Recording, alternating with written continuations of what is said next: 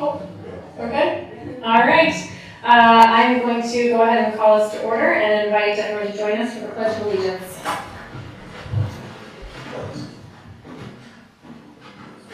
Pledge allegiance to the flag of the United States of America and to the republic for which it stands, one nation, under God, indivisible, with liberty and justice for all.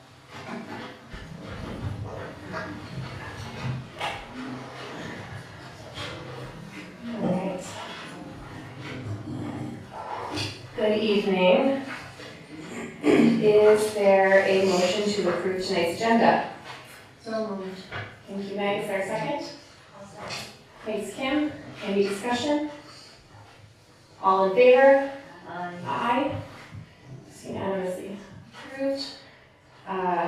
Next up is the approval of our consent agenda, which includes the approval of the May 21st, 2024 Board of Education meeting minutes, the approval of the Reading for Education donation to Brownstone Intermediate School in the amount of $5.77, and the approval of Fox Talks donation to Brownstone Intermediate in the amount of $18.10.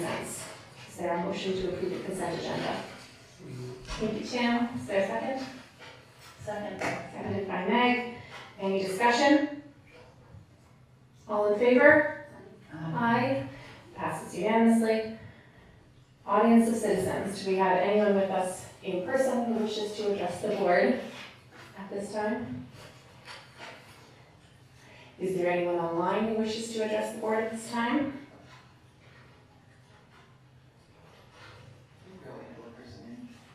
Okay. Nope, not yet. All right, thank you. Then I'm excited to move along to our Portland Public Schools Spotlight, and this evening we have some retirement recognition. So Dr. Britton, I will hand it over to you.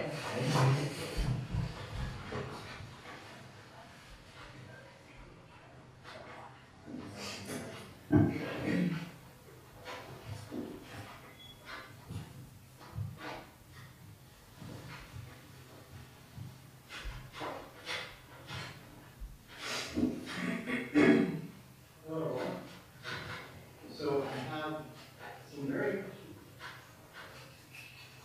highly qualified, outstanding individuals to introduce you tonight.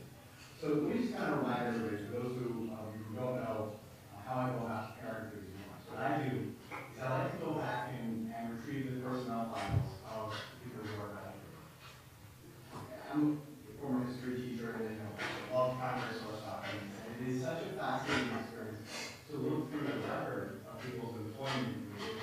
And I often learn a lot about the good, bad, and the different. Sometimes you run across those letters from former superintendents and supervisors. But for the most part, what I find when I look at these are an unbelievable compilation of testaments, notes, reflections, administrator accommodations that reflect the sum total of a really outstanding career. And what I always do is I take that personal copy of it, so because as you say, it's a very nice opportunity for some folks in there, hopefully soon to be downtime and retiree, to reflect on their experiences. So we have 4 people here tonight who I want to talk a little bit about, and I saw Amanda just arrived. So Amanda, why don't I start with you? Come on up.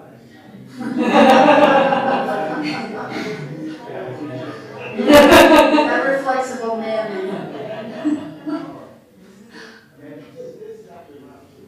Yeah, I was very glad to hear what I stayed. I actually don't want to go.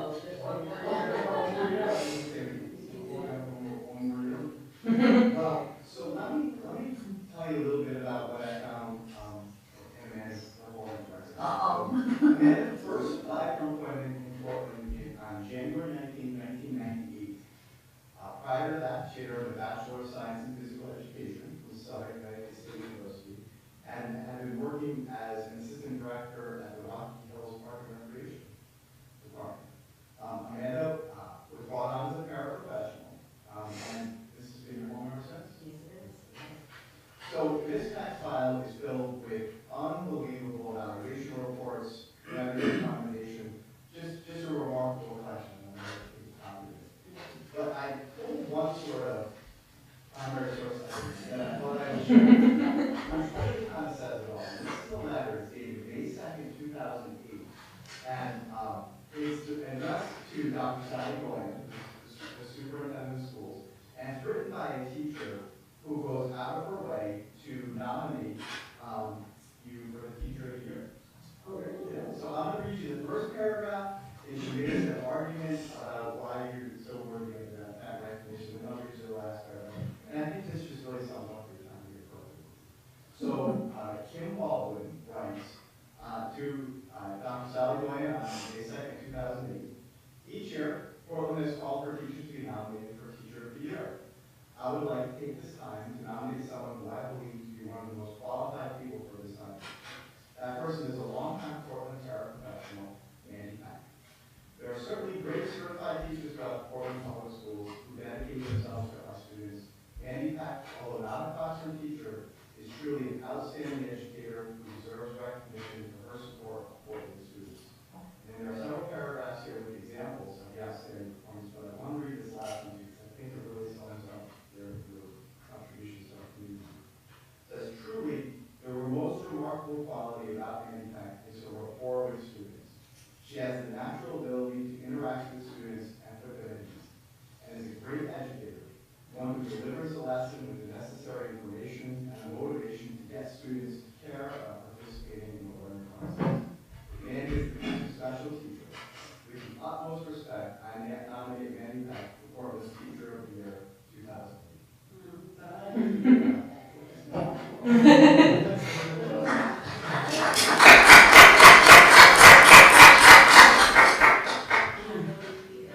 Not afraid of you, but I have truly loved my time here at Portland. And as I said, I put in my time. I was leaving last year, and I truly do not want to go. I have family reasons that I'm leaving. This is my home, and I'm very comfortable here.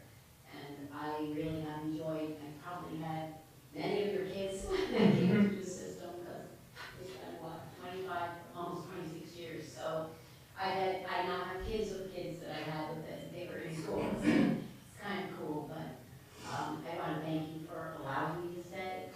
I have truly enjoyed my time here, and you probably will see me again. I know, I think there's around 3. I'm really not totally ready to go, so I will find some capacity to come back and work with the kids again, because it's what I love doing. I enjoy that.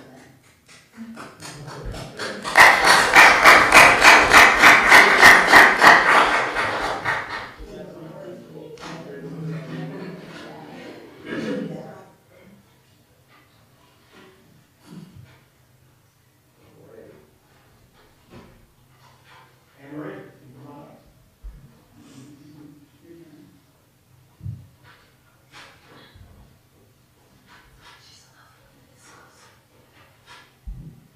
Anne Marie Sorrento. So Ms. Sorrento earned her Bachelor of Fine Arts in 1982 from the University of Harvard, and her Master of Fine Arts in 1985 from Mills College. In 1999, Superintendent Joe Pascanola hired Anne Marie as an art teacher at Portland Middle School full-time. Before being hired full-time as an art teacher, Ms. Sorrento had worked part-time at Valley View during the 1998-99 school year. And prior to becoming an art teacher, Ms. Sorrento was an artist working as a studio assistant for the Wesleyan Fathers.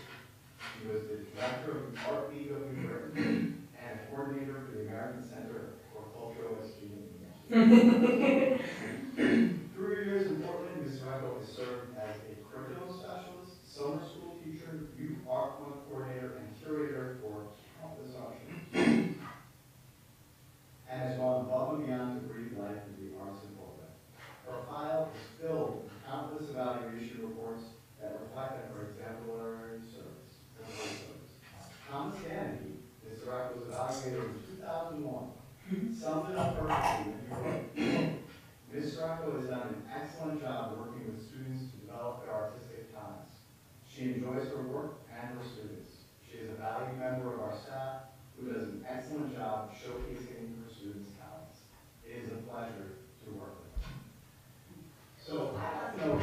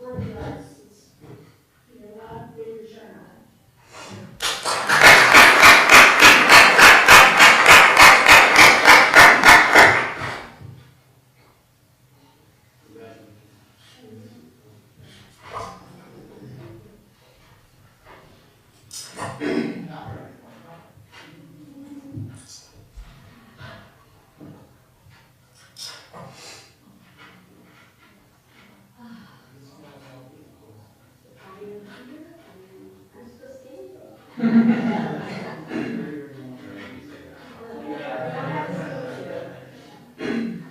Mrs. Kelly.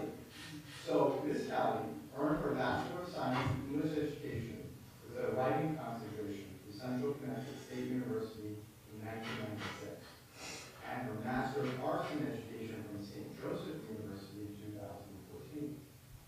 She taught as an English teacher and writing workshop coordinator from 1998 to 2003 at the Lindbergh Family Center, Education Connection, and Hebrew High School of New England. On July 25th, 2003, Superintendent Joe Castanola appointed Ms. Kelly as a language arts teacher at Portland Middle School. At the end of her first year, Ms. Kelly received the following feedback in a summative evaluation. Quote, Ms. Kelly is in her first year teaching at Portland Middle School. Ms. Kelly develops creative lessons to encourage students to discover meaning, symbolism, and connections between literary work and their own lives. You've done that stuff pretty Oh, that's my life. So I've had the opportunity to sit through several. And the thing that I always found about Catherine is when you go into her class, first of all, she doesn't even notice you're there. She's so focused on the students. And every student is dear, and it's just, she cares so much about it. And the other thing about Catherine, there were a couple times, we're here like board meetings go long, but oftentimes we're here late in the evening. And sometimes before our board meetings or after our board meetings, then you walk. I particularly like that view from the second floor at Portland Middle School. How many times have I been walking around a dead quiet building and I walk by one classroom and I look in, right? And there's kind of sitting, in some cases singing or dancing or and doing her lesson plan and bringing kids. In some cases, at 10:30 at night, I've been like, what are you still doing here? The latest staff on is always know that. Absolutely, that's not what we're doing for Middle School, a wonderful place, and you'll see incredible letters. Thank you for everything you've done. It's been my pleasure, thank you. I have to say that teaching in Portland has been one of the greatest experiences of my life. I've gone through several careers, but teaching is something that has imprinted on me as to who I am as a human being. And yes, I work on the writing, and yes, we talk deeply about ideas and stories, but I feel that what students gave to me in the classroom was really to help me be cognizant of who I am and what my purpose is. So deciding to leave this profession has been a very difficult decision. I may even cry. It was a very difficult decision. But, life rolls on, and it was time. And as Anna Marie and I were saying, this is our identity. So I have grappled with who am I when I'm no longer a teacher. And I've really been thinking about my students, and it's become very clear to me that I'm just an advocate for other people in life, people who need to find their voice, have a voice, stand on their own 2 feet. And I will do that wherever I go. And my students have taught me that. And we have had wonderful years together. It's very difficult to say goodbye, but I thank you, thank the students and parents for bringing these wonderful people into our world that we've gotten to teach all these years. So it's my greatest pleasure to be an educator here.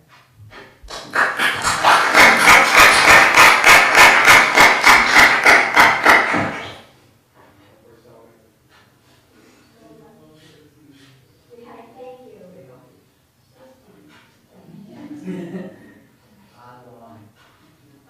Come on. Let's know this kind of phone call.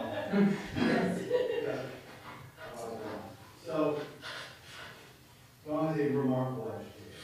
Dawn earned her Bachelor of Arts in 1997 from Connecticut College, Master of Science in Special Education from Southern Connecticut State University in 2000. Her 6th year in leadership from Southern Connecticut State University in 2004, and she's ABA. Yes. ABA. I wear it proudly. Yeah, we're almost finished her doctoral program, doctoral degree, finish all the coursework, couldn't get to finish up, take care of that qualitative research. 80 hours of research. Almost finished up her doctorate at UConn. So prior to her service in Portland, Dawn has a long history of teaching and leadership in, amongst other places, in London, Montville, Learn, Region 8, and Andover. Dawn and I arrived in Portland together in 2017. You have your full year. I think it was the same week. Same week. So before I and we were neighbors. Very possible. She had this horrible. Anytime we go away. So I just kind of like yell like about the area. But Dawn and I were neighbors, and we started working together. I have learned, I would say, more from Dawn over our years together than I think any other educational leader that I've worked with. She is brilliant, courageous, kind, but most importantly, quiet, visionary. That's how I would describe it. Over her years, I hope that our board and our community appreciate what Dawn has built for our students. When Dawn and I got here, the outplacements were off the wall. The due process hearings were stacking up. And Dawn came in a very quiet, deliberative, thorough way, turned this district around. I watched her, and I have to say, I have to work with her and make these things happen. Watched her strengthen our programs that we're all here, including our ABA lab, our RISE program, our life skills program. And then I watched her work building the Bridge program, the Harbor program, the LEAP program, and then most recently our transition program for 18 to 22-year-old students. Beyond these incredible programs, I watched her strengthen things like our MLL program. I watched her bring a BCBA to the district. I watched her completely revolutionize how we work with students who are social emotionally disturbed, work on all of the things that we need to keep our students here in the district. Through those programs, and I'm going to talk a little bit tonight about the impact of outplacements on our students, and Dawn worked very hard on that. But the many millions of dollars that these programs leave this district, I think it goes unnoticed by being able to keep our students here. But even more importantly, that's not what motivates us. That's the side dish. The reason we all work so hard to build these programs is because they're our students. We want to create pathways to success for every single one of our students. There's a certain missionary zeal that Dawn brings to them. It's not easy, right? These are complicated programs. These are complicated cases. Not everybody agrees. Not everybody shares the same sense of purpose, but Dawn brings them around. And she does it in a non-confrontational way, through rapport, through relationships, through an incredible intelligence that connects to the needs of the students, to the abilities of the organization, and where the abilities of the organization don't meet the needs of those students, she builds that capacity from within. And as a result, we're now servicing more students in-house than we've ever done before. And every time I go through the buildings, from all of our programs, starting in birth to 3, all the way up to our 22-year-old students, I see the pictures where they were tremendous honor to have worked with her and see this like that over the time she was with us. So you're an amazing person. Okay, this is hard tonight. Today, I had the luxury of going to a PPT for a student that we had to outplace when he was very young, because we didn't have a program for him here. And he's been in another district and working really hard, and everybody worked really hard around the student. And today we made the decision at the PPT that he's going to come back to district and be in his home school. And my tears weren't the only one at the table. It was time for it. It was really exciting. So I think that just sums it up. That's what we're about here for. And I have a lot to say tonight throughout different parts of the meeting, so I'm going to stop it. And from the bottom of my heart, thank the board, because the work that we've accomplished has been really great. And I cry really easy. Trying to make it easy.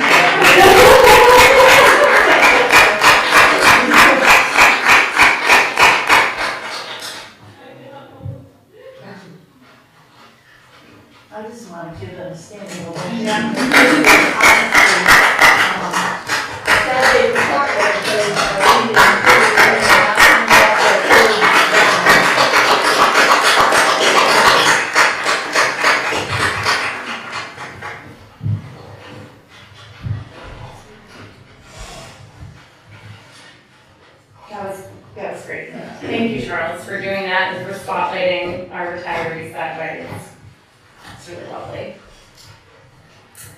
And congratulations to all of you and happy retirement. Yeah, enjoy gardening and golf and. Enjoy the next chapter. Good night. Good night, thank you. Now you sure we have three substitute teachers coming? I think that's what you heard. Yes, huh? Yeah. All right. Student representative report. We have Caitlin with us this evening. On May 28th, the annual awards night for Brooklyn High School was held in Harrisburg. Underclassmen, as well as juniors and seniors, received academic, leadership, and service awards. These recipients were chosen by their respective teachers and club advisors. Additionally, upperclassmen had the opportunity to receive special awards. These recipients were chosen by the awards committee as well as outside sponsors in the country. Seniors also received their top 10 National Technical Honor Society and Bioliteracy scores. A few days later, on May 30th, the junior class presented their capstones to their advisors and the public. The juniors did an amazing job presenting and executing their projects. There were so many creative and unique ideas among the students. A handful of students were recognized for different aspects regarding their projects. Annabelle Rorschach and Maddie Toronto won the most innovative, Chloe Brennan won most informative, Elizabeth Bustamante won most creative, Kennedy Moore won Best STEM Project, Abby Leone won most imaginative presentation design, Nigeria Chesterfield and Andrea Lynn tied for best capstone presentation, and Paige students won the best overall capstone. Congratulations to all the juniors for finally completing their projects. Nice. Yeah. And congratulations to you. Yeah. Your presentation was wonderful. Recently, students from grades 9 to 11 voted in class elections. The students identified their senators and class officers in these elections. The election for incoming freshmen will take place in the fall. Additionally, numerous other clubs and honor society volunteers as well. Today, Brooklyn High School students volunteer at Valley View Field Day. Volunteers help to manage the games and activities that the area is. This is just one of the numerous opportunities that elementary schools have provided for students to gain service hours. Numerous athletes at Brooklyn High School practicing their school records this season. For example, the pole vault, relay, and other short distance running events. And lastly, the students and faculty have been anxiously waiting the arrival of the summer. I hope that everyone has a nice summer, and I'll see you back in the fall and see you. Thank you, Caitlin. Any questions for Caitlin this evening? No, thank you. All right, communication. We're going to move on to communications and updates. Dr. Britton. Sure. All right, so I have a few letters of resignation that we're sad to say goodbye to some folks. First, I have in your packet Shane Farrelly, who has done a wonderful job for us. He did take a position in another district. Going to be missed. Shane has done a wonderful job. He's growing. He started as a first-year teacher with us, and sorry to see him go. He's done an amazing job developing himself and all the matters of success that he enjoyed that he obviously took advantage of. Got great feedback from Ryan Wallstrom and his entire team to grow. So I wish him all the best of luck. Wonderful young man, and he's going to go on to continue teaching, which is good. Just he won't be with us, so we'll still be influencing the growth and development of students for many years to come. The second one I also did include in there is Christian Ticino. So if you remember, these are two individuals that we did have to non-renew a few weeks ago as part of our budget development process. Christian also took another position in another district with our references and support. I'm so happy that he's staying in the profession. He's an amazing teacher, and he's going to continue to do great things and be a teacher, which is most important. He's not leaving the profession, but he is taking another position. Additionally, we had 2 resignations from Valley View. We wish Alyssa Donaker all the best as she goes on to pursue a position a little closer to home. Wish her all the best. And Caitlin Izzo, I'm so sorry to see Caitlin go. I did get to work, especially with Caitlin last year. I was her evaluator. She's amazing. She worked in our ABA lab at Valley View. That's going to be a very difficult position to fill and very big shoes to fill. But I wish Caitlin all the very best of luck. And then Sam Graff was a paraprofessional. If you recognize the last name, this is Tracy Graff's son. He worked with us this year as a paraprofessional. He is resigning and going on to law school. We've tried our best to hustle him and convince him to be a teacher, but he's going to the dark side. He's going to become a teacher. So, good luck to everybody, and thank you for the service that you provided us. I included the monthly enrollment report for you. Again, the new data on here reflects the number of students who are outplaced. Dawn mentioned one that's returning, so we're at 20 right now. Otherwise, our open choice placements have remained the same. We started the year at 125, ended the year at 132. Looks like we did pretty well. Didn't lose too many, gained a couple along the way, but overall relatively stable. Couple things I included for you. The first, if you take a look in your packet, I didn't include it in this packet because I didn't want to print out 126 pages, but I included in there the legislative update. So we have 126 pages of new laws that were passed in the short session. Some of them are some big ones in there. We're talking about changes to indoor air quality and lots of things that I have to now digest. A big changes to teacher and educator certification. Made it through this session, a whole bunch of things, and I'll be completely honest with you, I just got that massive report 2 days ago. It is on my summer reading list. As you know, those things are going to be shared with me through CAPS and CABE legislative updates, and likely a lot of those changes policy committee get ready, because things are often taken by CABE, repackaged into policy, either adjustments or new policies that we have to adopt, and shared with us through the updates that we get from CABE. So take a look, 126 pages, a little light reading there, but Page 40 before. yeah, I took the line. It's just gonna keep going. I started reading, I'm like, I'll get to it. I got it, we'll get to it. A lot of good information, and it guides our work, and we have to be aware of it, and we'll do a good job and make sure that we are always complying with state statute and expectations. The second thing, I want to spend some time with you. We literally, this is all breaking news, so Trisha and Stephanie, feel free to help me if I get any of this wrong. All right, so we've got some really important meetings at the Board of Selectmen level coming up tomorrow, and then the week after, and then the week after that. So I want to go through these with you.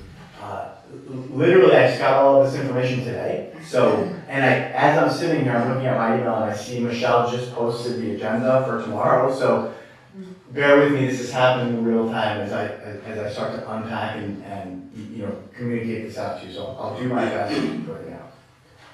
So, tomorrow night, the Board of Selectmen has a long agenda and some really important things on that agenda.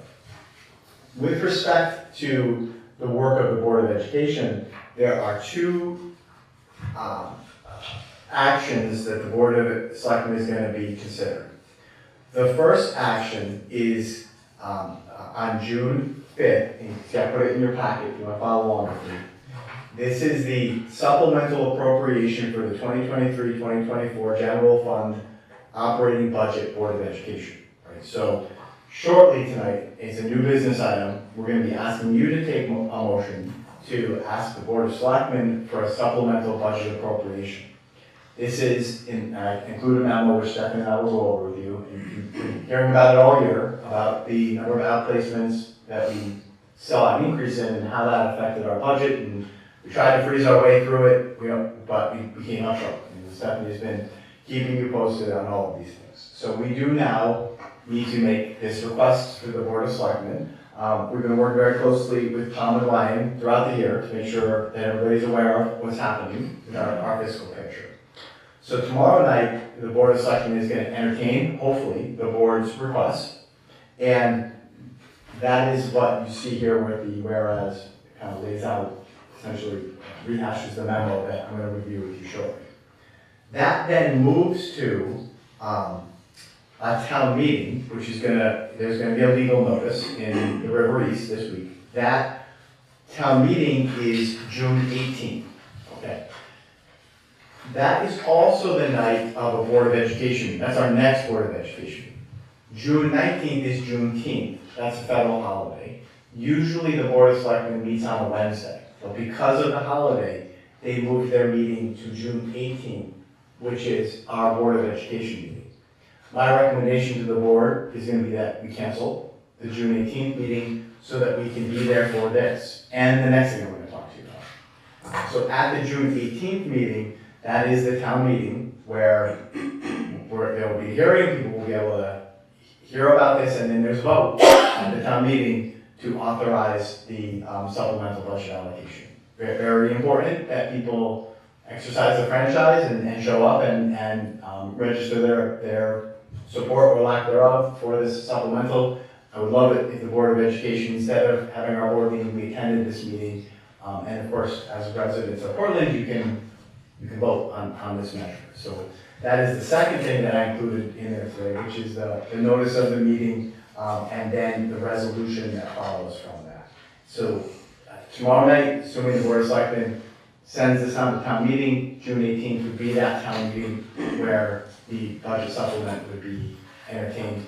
But that's the same night as our board meeting. I think we have to cancel that board meeting. If we need a special meeting, we will. Otherwise, we can, meet in July and Do we need a motion to cancel the Let's- June 18th meeting? Not yet, yeah, let's not do that quite yet. I mean, it looks like and I know there's more that you want to discuss, but it looks like there'll be a public hearing at 6:30, and then the town meeting with the vote would be at 6:45. and that's in the book form. Correct. On the 18th? On the 18th. To, Yes, but the legal notice that was shared with us, it looks like on June 18th at 6:30 would be the public hearing, and at 6:45 would be the town meeting. Then the second thing to talk about is the resolutions that we need in order to be able to submit our grant application by June 30th. So tomorrow night at the Board of Selectmen meeting, the first thing I included in your packet, and the June 5th, is the resolution recommending an appropriation and bond authorization for the renovation and expansion of Valley View Elementary School into a pre-K-5 school. So the Board of Selectmen tomorrow night is going to take action on these resolutions. So you see the resolve, the further resolved. Those are the three resolutions that we know we need from the Board of Selectmen, in addition to some other things like the specs plan, and a lot of other information in this 56-page grant that we're working on that due into the state before June 30th this year. Stephanie and I are working hard on it, and we're confident we can hit that deadline. Assuming that goes well tomorrow night at the Board of Selectmen meeting, then it moves to, you'll notice the next document there is the legal notice of public hearing, which would happen on June 18th. So on June 18th would be the town meeting to consider the supplemental request for the budget and a public hearing on the bonding measure. Assuming that goes well on June 18th, it then goes to a town meeting, which is tentatively scheduled for June 26th. So if all goes well at the public hearing on the 18th, we then get to June 26th at 6:30, which is the last document I have included, which is the legal notice of a special town meeting, Wednesday, June 26th. At that meeting then, action would be taken to move this to the referendum in November, and that's all laid out here too. So we have a 3-step process to get through June to give us everything we need for the grant application, which starts tomorrow night with the Board of Selectmen approving the 3 resolutions, getting to a public hearing on June 18th, and getting to a town meeting on June 26th. That's that side. And then for the budget supplemental, it's the Board of Selectmen tomorrow night getting to a town meeting on the 18th. So that's a lot. Tomorrow night, 6:30 or 7? Tomorrow night is 7. 7. Yeah. And then the 18th Is it 6:30 and So- 6:45. No, and, sorry, back it up 1 second, Angela. The 18th, it's, on the 18th, 6 PM is the public hearing on the bonding measure. At 6? It's at 6 PM. And then at 6:30, it would be a public hearing on the supplemental appropriation, and at 6:45 would be the town meeting on the supplemental appropriation. So it would be starting at 6, likely wrapping up by 7 for their meeting. So if we need, I'd like to wait on canceling our meeting, because if we have something important, rather than trying to find a different date for a meeting, if we need to push our meeting time back to 7:30, let's at least keep it. Yep. If everyone's okay with that. We wouldn't need to vote to cancel that, we would just. No, I think I think we could just cancel the meeting if we needed to cancel it, but I think we keep the date. Yes. We're not going to cancel the meeting. Yes, I think we keep the date, keep the date open on the books, because if we have something come up between now and then that really needs our board attention, rather than scrambling to schedule a special meeting for a different day, we would probably just call a special meeting at 7:30 instead of our regular meeting at 7. Does that kind of make sense? Except it may go well beyond that, in which case, how late do you want to go? And then have to cancel it anyway. I think these are two big issues. One is the supplemental and the other one is the bonding issue, which may or may not bring out a lot of public It's comment. possible it'll run late. I expect the board of selectmen is meeting after this as well. I'm just saying, rather than canceling it tonight, I'd like to keep the date available to us in case we need it. If we don't need it, we can certainly cancel it. Yeah, I think that what we're saying is let's definitely not plan to be here at 7 on the 18th. Let's plan to be in the Buck Foreman room Yes. on the 18th. And I think what Maggie's saying is, while it's scheduled to start at 6:30 and 6:45, it might go It may go Yeah. well over into It the could. past 8 o'clock or so, that, means we might not be able to run up here and We won't. get our meeting in. I just, again, this is it's probably the biggest Yeah. one that the town's considered in a while. I'm not sure if there's gonna be a lot of conversation at the hearing, or how many people are gonna show up to vote, or how long that whole process would take. I think if it got done in an hour, might be ambitious. Yeah. So I just don't know that we'd be able to, say, well, let's move our meeting to 8 and even be done by then. It might All right. you know what I mean? So- Or it might be done quick, I just don't know. I mean, this is a huge task. Yeah, I think Goes to an agenda and everything for that meeting? Yes. To hold it? Yes, I'm only suggesting we hold the date. So between now and then, if you're looking ahead, there's nothing critical on the agenda. The only thing that we're really looking to complete at our next meeting is our board self-evaluation. And if we need to push that off to July, that's quite all right. I'm only thinking that sometimes it can be hard to find a date that works for everybody if we have something else that pops up that's important. grant now, does that have to go through the board of ed as well? Nope, you've done all, We've done everything, so that's approving not- that specs plan was all you needed to do. I would be comfortable just canceling the 18th and saying, let's just all focus on this and make sure that we have the energy to make sure that we are all there on the 18th. I think this is a critical vote. I mean, it's a supplemental, and it's also the bonding. I think most Charles thinks we know that. I agree. Yeah. We should it's just easier for everybody's schedule to just put a lid on it. All right. I mean, it's not that, Hanging out, maybe one meeting, maybe we want it. Just. Okay. That just means if we do have something come up, we may need to find a date for a special meeting. yeah, and it only, I mean, certainly the board evaluation is definitely something we need, and Trish and I took a look at the 18th, that was a big one. And then the only other really important one that we're likely gonna need a special meeting for is the appointment of our new administrators once they're initial, like, we're gonna need to, Yeah. because while we're proceeding as if they're the administrators, we need to, the board needs to appoint them before we can start paying them and give them a contract, right? So, But if that had to happen at our first July meeting, that would be acceptable timeline? that'd be fine too. Okay. Yeah. So I think if we cancel the 18th and then we're prepared for a special meeting, if anything more emergent came up, Okay. otherwise we could get into the July meeting and be okay. Okay. All right. Then let's call it canceled. So just so I'm clear, because we have these meetings, there's gonna be a vote or just commentary? It looks to me me, Dave, like the 6 o'clock public hearing on the bonding measure will just be commentary. They've pushed off the town meeting vote until the 26th for that measure. Because my question going down this rabbit hole is, okay, what if either one of these gets more no's than yeses? What's the next step? Well, that's why it's really important that we show up and people exercise the franchise, right? I think the answer to that is, if it's a no vote, we're not gonna meet our June 30th deadline. We're into next year figuring out what that means, right? I mean, the reason why we're rushing this, and the board of selectmen knows and Ryan knows, is that. Hold on, I hate to hear you say that we're rushing this. Nobody's rushing this. This has been a 4-year process to get us here. That's true. We are making steady strides forward. Yeah, but the votes though are on the 18th, it's a town meeting, there will be a vote on the budget supplemental.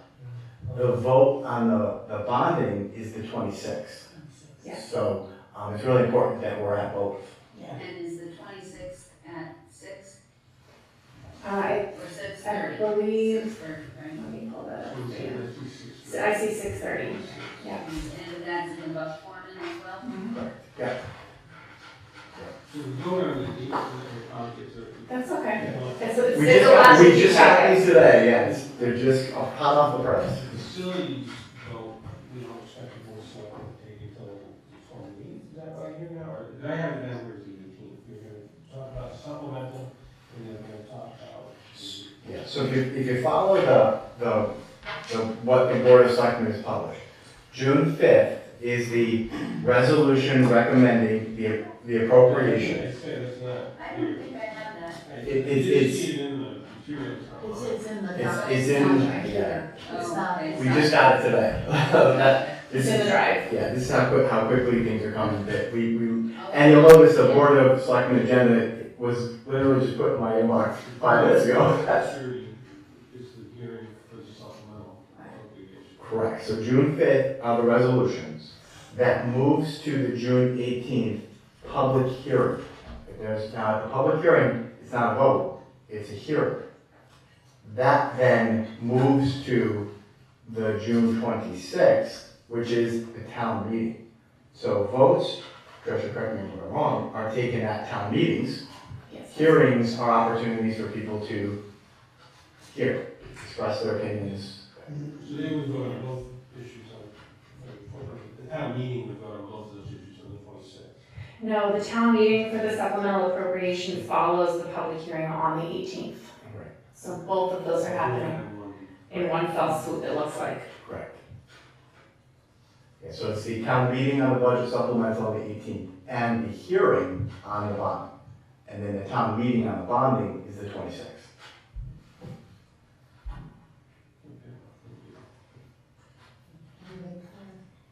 It is a little confusing. It's a lot. It's a lot. Yeah.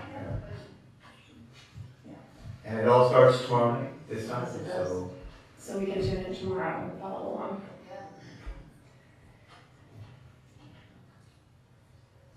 Yeah. Were there other questions about that? Does everyone feel clear on the process? Yeah, Tricia, how did I do? I'm seeing you now, I'm seeing you now. Right. And I just also want to say thank you to Tricia and Michelle, who've been working to get all of this squared in our minds, so. Yeah, I see that, I didn't look at it, a lot of stuff. You guys are very busy tomorrow night, so. All right. Okay, so backing up, Charles, you talked us through the schedule with these important votes coming up. Is there anything else on your That's all I got. report? Okay, thank you. Any questions for Charles? Nope. All right, then we are going to welcome Dawn back, our Director of People Services, Student Services report.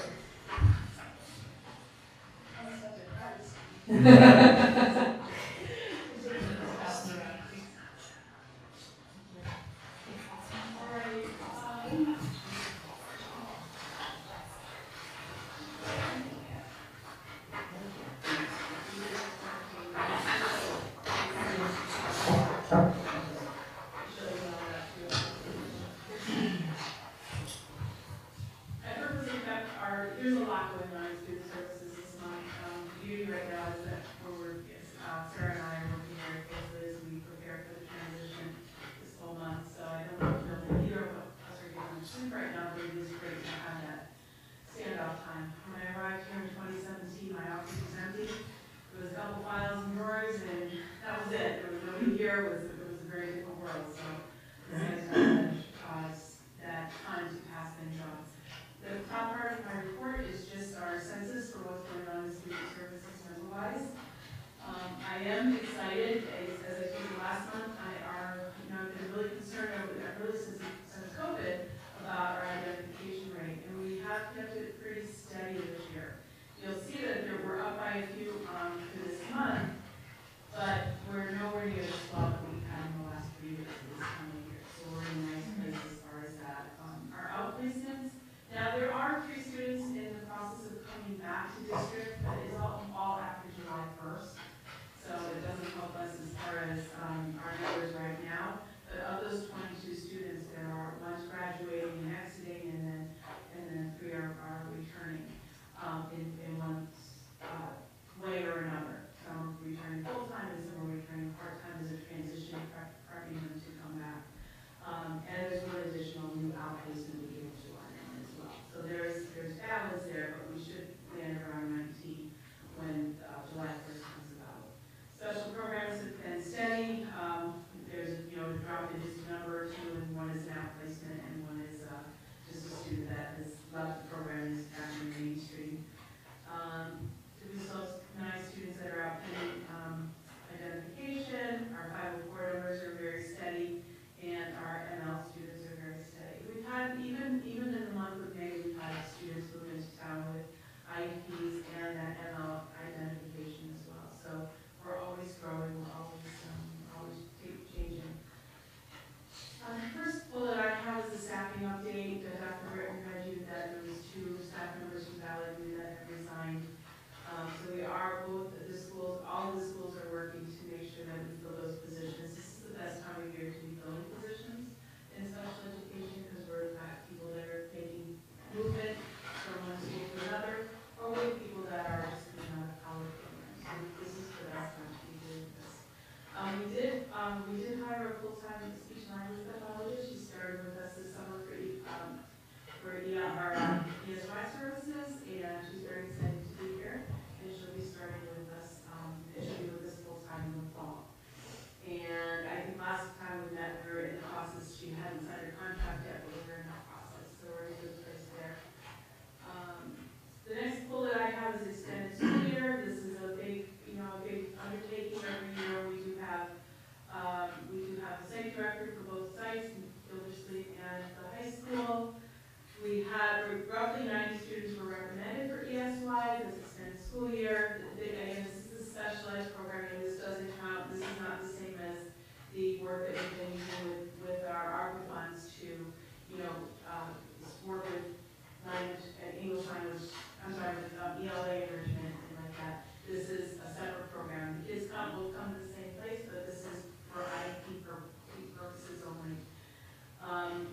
We had 90 students were referred. Now we're in the carrying out process, and we're also in the hiring process for staff. We have an excellent staff pool, educators, teachers, and related services staff that are willing to work with us. So once we know for sure how many students are planning to come, we hire and put those people into position. And Olivia in my office is working hard to have transportation set up for students. We do have students that come to us from Hartford that come for ESY, so we have both Portland and our open choice students getting extra work, extra help working towards and continue to work towards our IEP goals and objectives. And to prevent regression in any way, so students don't fall backwards when they're out of school for the whole summer. And then the last thing, I'm going to reiterate what I said earlier in tonight's meeting. This is my last board report, and it's been a pleasure, and I'm just excited for what we've been able to accomplish in the last 7 years, and then also things to come under new leadership and with some veteran staff and some new staff next year. I look forward to being able to follow what Sarah's able to accomplish. So thank you again. Thank you, Dr. Thank you so much, Dawn.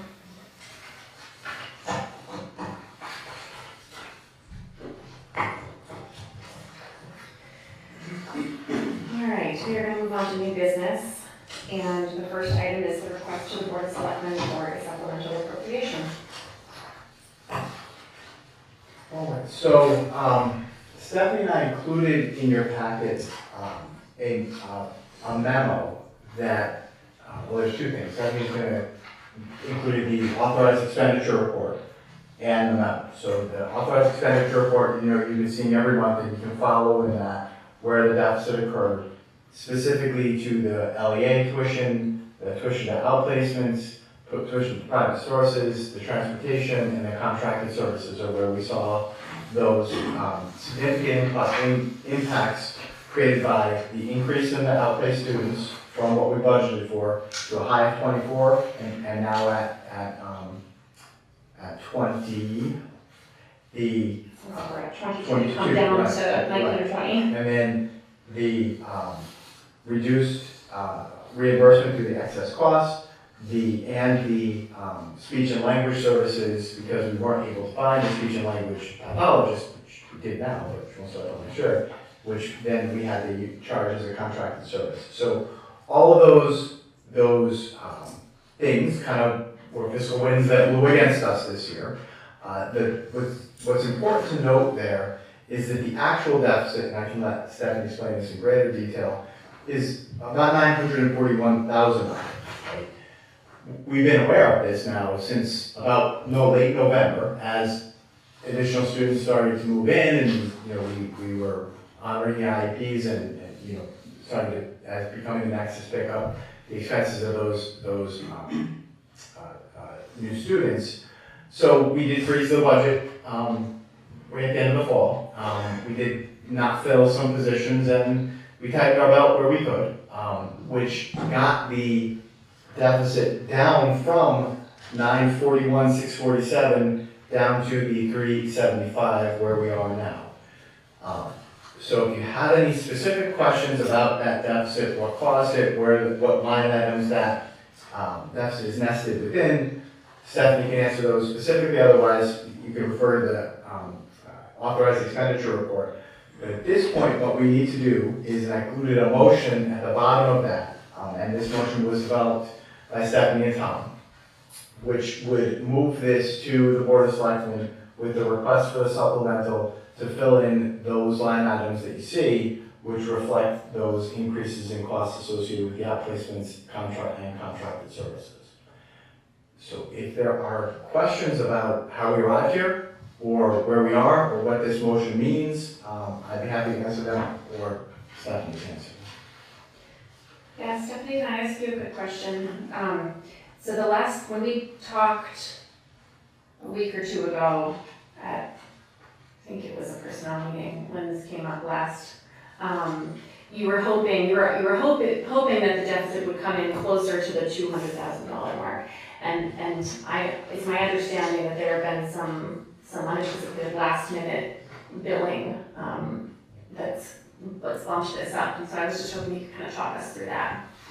So a lot of it is ESS subs.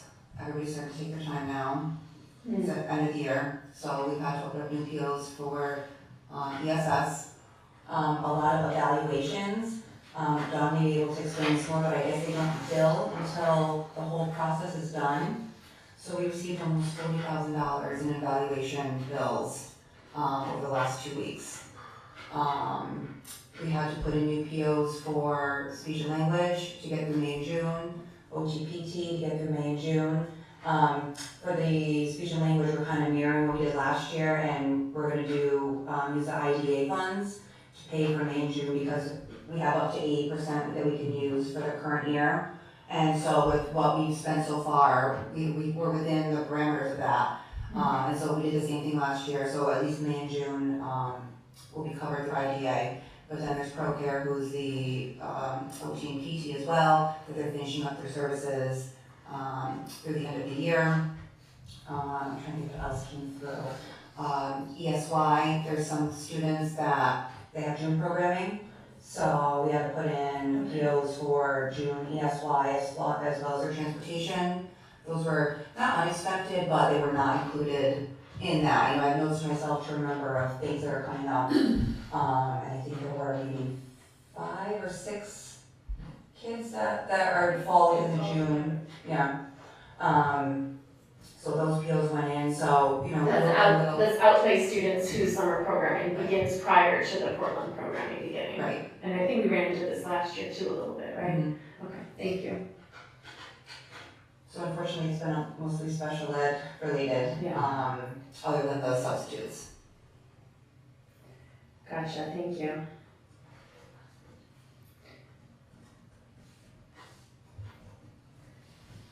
Are there other questions for Stephanie or Charles about this? Curious, like another chair, they usually should be like a standard percent or whatever, that how come it jumped to that so much? No, not necessarily, because as people come and go, it's all based off of staffing, and when I first got here, the way that it was allocated, we had a lot of people in grants, and the FICA was not included in the budget. So I've been slowly trying to catch up with including now we have more people in grants, so I'm trying to catch up to that bubble that happened. But when it comes time to cuts, that's one of the first places I go to, because of it, you know, these other negative pieces other than the special ed, those are all the pieces that usually you can absorb with savings and all that. It's just all the additional stuff. You may not realize it in previous years, but those have always been negative, and we just absorb it within. Like I said, the FICA and the town pension, you know, as people retire, they come off the defined benefit, and then they go into the defined contribution, so you don't know how many people are gonna get hired, how many people are gonna, you know, take this or that. So those are always the variables with those, and the first ones that you go to when cuts happen, unfortunately. Because, like I said, you typically can absorb those. But that's why that is, I'm slowly trying to build that back up because of all the grant, salaries, because the grants don't cover benefits. We still have to pay for the benefit portions other than the SIG grant and the mental health grant. The newer ones, they do cover benefits. But all like open choice, all the people in IDEA, all their benefits are not. So that's what kind of jumps that up. And the professional technical services, is that where we had to go to the Cheshire people for? Yeah, that's ProCare, Cheshire Fitness, yeah, ESS subs are within that. And it was expensive, I know it's that expensive. Good news is we have speech and language pathologists hired. That was a huge benefit 2 weeks ago, 3 weeks ago, we hired one for July 1. Yeah, that's Like, great that news. doesn't help us this year, so. I think we're at about 180,000 just for speech. Will we still need Cheshire Fitness next year? A little bit. We talked about that during budget time?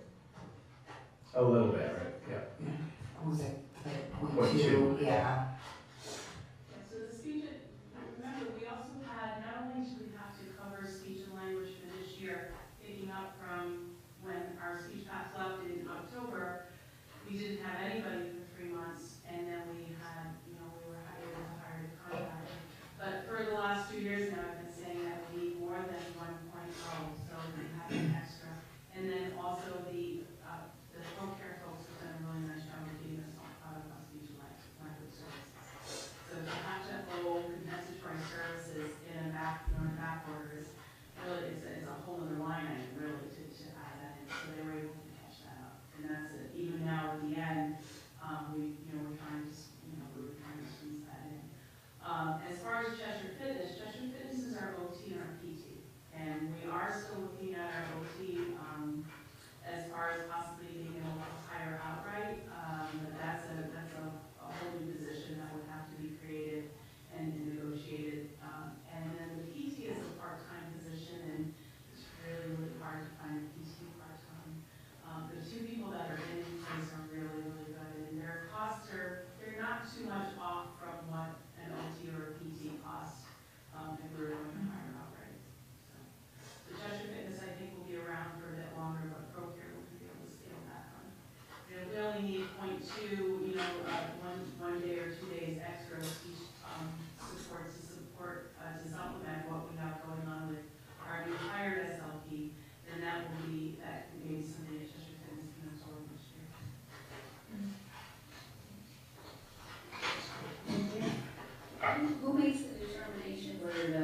hire an occupational therapist or not?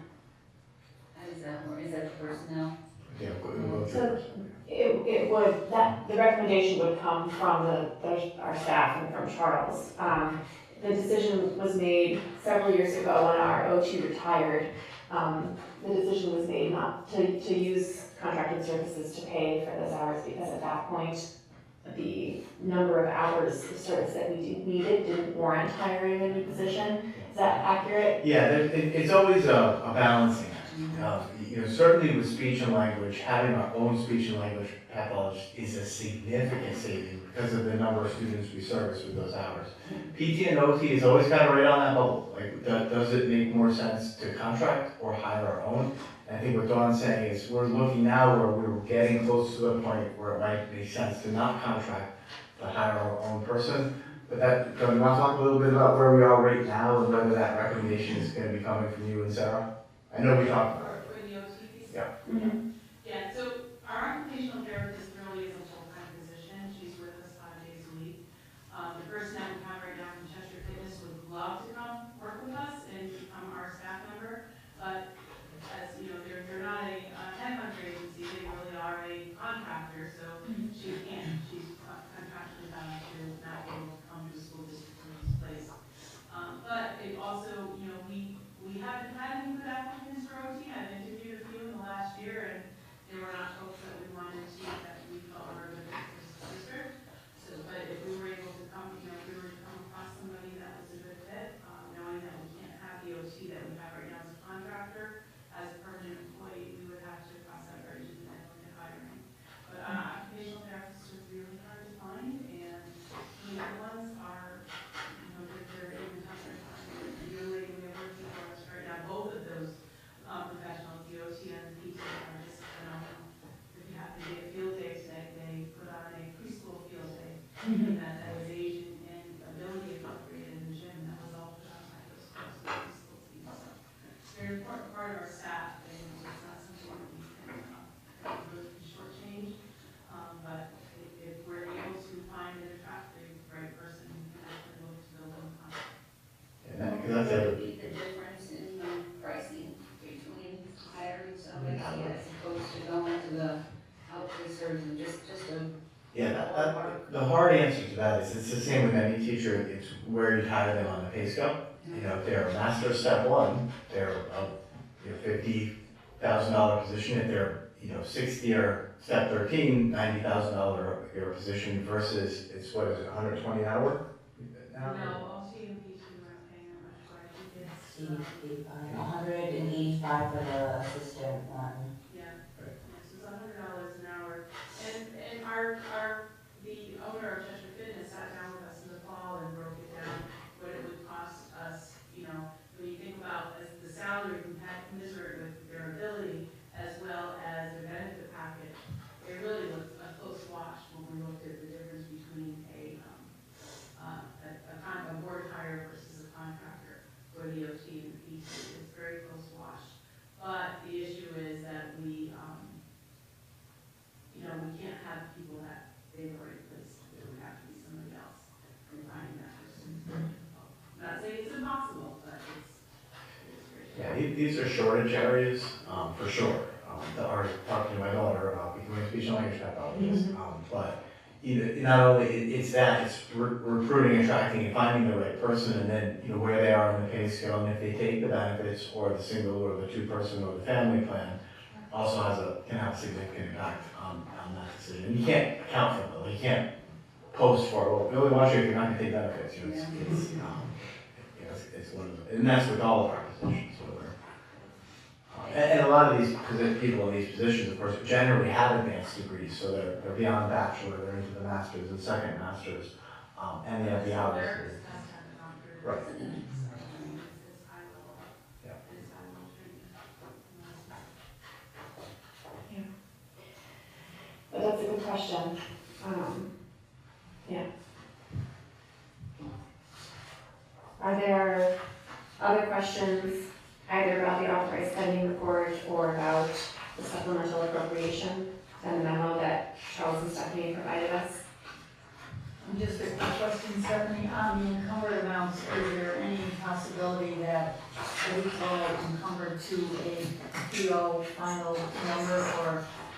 If you look on the bottom of the spreadsheet, I have a line that says potential savings from closing. Right. I basically downloaded every PO that we have open right now, Okay, and I've talked to the schools to see what they've got left, those we can close out.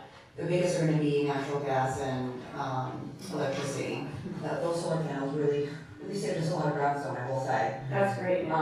And even all the lighting upgrades, I mean, I think between the two, we can get almost $100,000. So, and there's others, here and there, but there's gonna be some that go over also. right. So that's why I try to be a little conservative with my estimate for the closing piece. But if it came within the 370 or, a little over the 375, I have other numbers to work with, like dental and workers' comp, because we're self-funded. So if I had to reduce those a little bit, we could. But I'm hoping that we don't. I'm hoping that we stay under the 375. I hear you, right, thank you.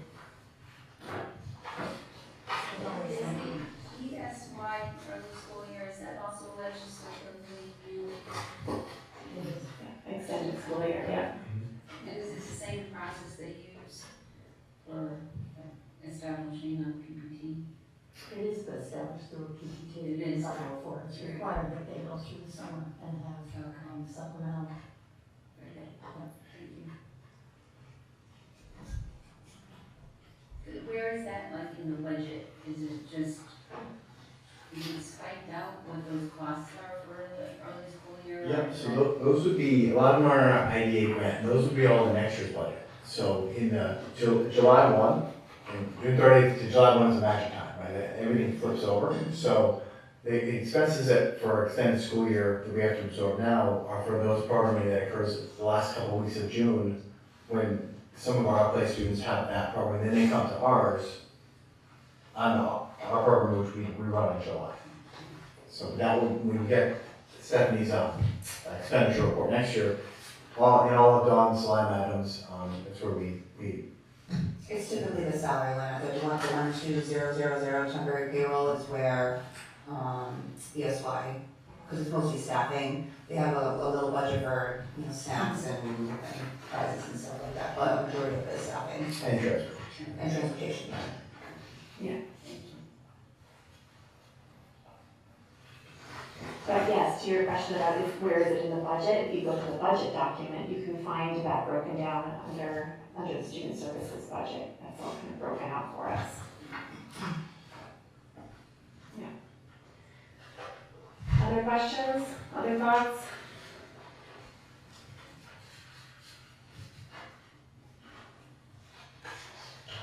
No, everybody's had their. I think this is the first year I've been involved in school, I had to go through supplemental surgery. Yeah. And I think for no implementation. The last one we loved was 2014. Yeah. There was another one. Yeah. It did happen. I mean, you guys always work so hard to, get us over the finish line. It's difficult, huh? It is, and I think that we, certainly we felt this coming in last year's budget. I mean, you all worked so hard to get us right to zero at the end of the year, but some of these needs were creeping up at the end of last year's budget, and certainly we've been aware of it in forming next year's budget. I'm hoping we don't end up in a similar position next year. We want to get back to the days of trying to figure out how to spend our surplus. That's a much better conversation to be having in June than this. So, Yeah, for sure. yeah, the nice thing is that with the approval of the budget that we put forward, Dawn has a healthy increase that reflects current needs.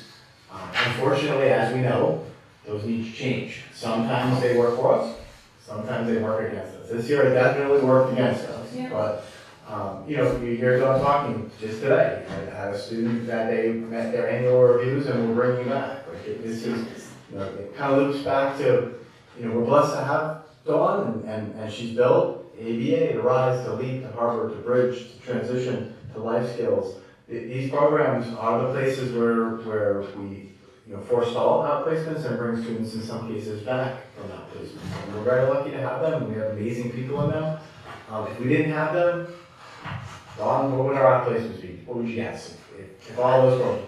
There's 50 some odd students Yeah. in supplemental programs, and those students, just take our transition program alone, there's 6 students in that program. If we didn't have that program for them, we'd be paying for somebody else to run programming for them. Yeah. And that could be anywhere from $50,000 to $100,000 per person. Yeah, that's a really good point. Well, I want to say thank you, Charles and Stephanie, and Tom Robinson as well for partnering with you all on this, for the way that you have managed a really difficult situation. And it's, obviously it's not ideal and nobody likes it, but it's where we are right now. We need our students' needs. And I'm confident that you all have done the very best. Yeah, another thing I just want to point out, Angela, this is certainly for you to know that if we didn't meet these needs, we would be in a really, really bad spot. As far as like lawsuits. Yes, yeah, it would be morally, ethically the wrong thing to do, but the expenses that we would incur from legal fees and due process hearings, and then what are called compensatory services, if as part of mediation or arbitration, it was determined that you were making decisions about student programming based on budget and not student needs, Dawn can tell you that gets you in big trouble, because you not only then end up paying the other party's lawyers' bills and fees and for the mediator, but then you pay what's called compensatory services to make up for that. And then you're subject to potential Office of Civil Rights oversight. You can find yourself with some very uncomfortable headlines and some people looking over your shoulders that we don't want looking over our shoulders. And the reality is we paid for it and then some. So it's a situation that Portland never wants to find ourselves in. And it's not right for kids. These are neediest kids. As I mentioned, these are some students who need hospitalizations. We don't go into detail talking about what the programs are or what the students' needs. Obviously, we owe a level of confidentiality. These are our most precious and vulnerable students, and they get what they need from us, and we need to be proud of that. Yeah. Dawn, did you want to add to that? No, I think you said it nicely, Charles. It is our responsibility as a town, as a board. Dawn, do you mind stepping up to the microphone? Thank you.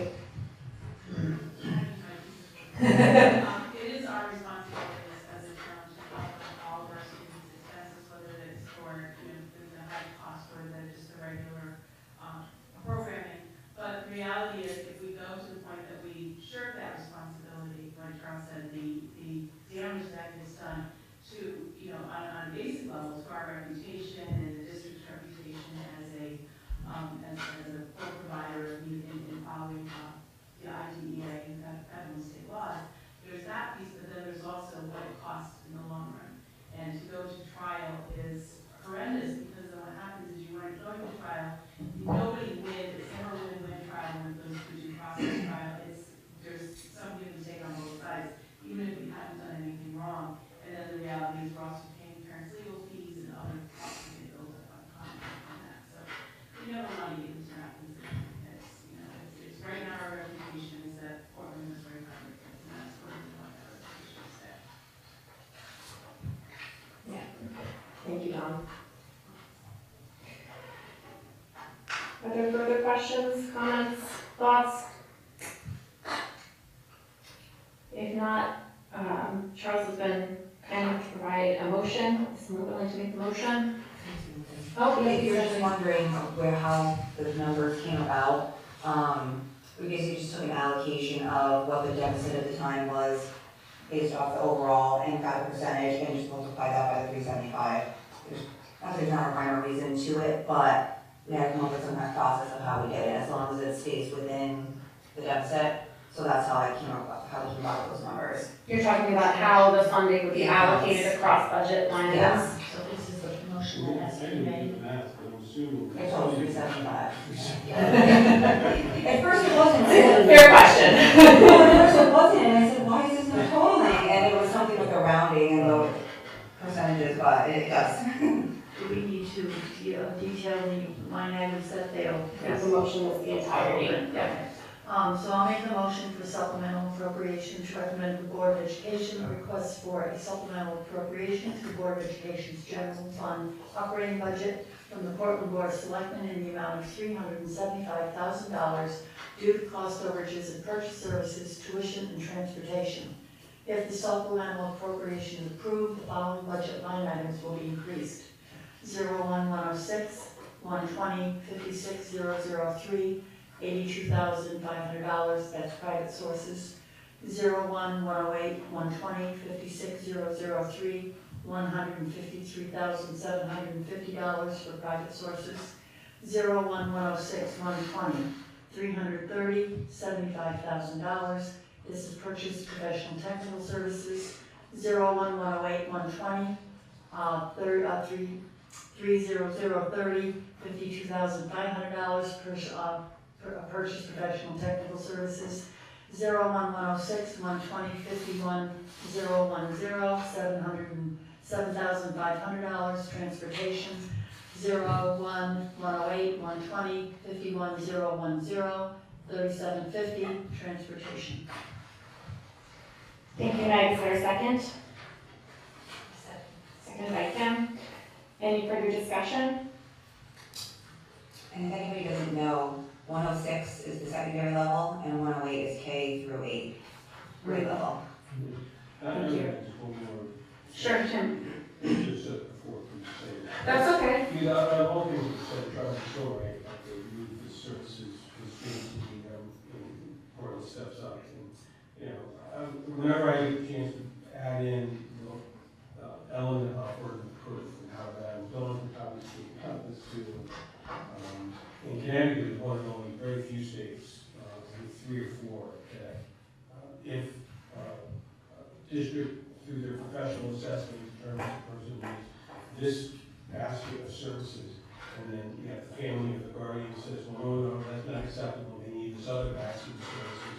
If you take that to court, as you described, you take that to the court, and you go through the hearing process, in other states, the burden of proof is on the family to express and to demonstrate and to prove why that is a necessary service, despite the professional assessments of the educator in the district. And Connecticut is flipped on its head. That's why there's no payoff whatsoever for a district to push back. Even if you think, professionally, this is, our assessment is this isn't absolutely necessary, those families will get those services despite that, because it's a punishment to the district for pursuing that, to, as you say, pay all the expenses and legal fees. And, I know it's just kind of you to say that, but it's me, because we had, I was on with Kate, we had worked on trying to get legislation in the state passed in order to get us back and get us on track with 46 other states in the union that provide for that. So it just really pumps up the state's special ed costs very unnecessarily, because the hearing process would allow people to negotiate and come to an agreement. Without that, that wouldn't improve the way it is. That's a good point. Good point. Very good point. And again, to that, that's why we are so fortunate to have the special education staff that we have, that never in my time on the board, or I think probably in your time either, have we been at a point where we've needed to take a situation to court. That we have staff members who are really skilled at building relationships with families and being able to problem solve within district. 100%, yeah. Yeah, thank you. Any further comments? Motion has been made and seconded. All in favor? Aye. Any opposed? Any abstentions? Motion passes unanimously. And we will plan to hopefully have a productive conversation with the Board of Selectmen tomorrow evening. All right, that can be worked aside. So the next item of new business is a 6th section of kindergarten. Dr. Britton, talk to us about kindergarten enrollment. Sure. So really interesting. This year, we went into the year wondering what kindergarten enrollment was gonna look like because of the changes to state statute that require students to be 5 years old when they start kindergarten. And we thought that would depress our enrollment. I spoke with Kim tonight. It sounds like it did depress enrollment in Cromwell. That has not been our experience here. Interesting. Yeah, I mean, we can budget for 4 placeholder Oh, 4. thank goodness you didn't do that. I know, right? Could you imagine that's No, that would. anxiety would be higher this year. So the number right now, we were at 91, now we're at 90, right? So we had 11 students who are 4 turning 5 and asked for the assessment. Although we gave those 11 students the assessment, all but 1 passed the assessment. So if you pass the assessment, you don't have to ask for the waiver, you're good. 1 student who didn't pass the assessment was counseled and decided to wait a year. So the system's working, but we haven't gotten that 70. We thought we were going to have a bubble group with a really small kindergarten class this year, maybe a really large kindergarten class the next year. It's not, it's 90, right? And it's interesting, if you look at the enrollment in first grade is 89, right? So, once we're at 90, and I know it's only June, we are absolutely going to pick up. We haven't gotten our open choice students yet, and we're definitely going to have a couple of people move in. They always do. People kind of wake up and say, oh yeah, my child needs to start kindergarten. It happens.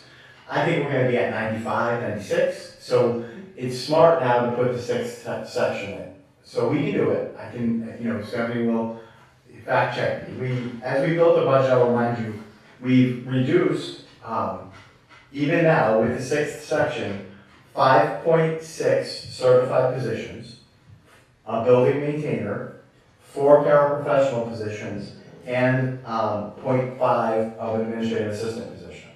We've also, I'm really happy to report, hired a speech and language pathologist. Oh, thank you. Right.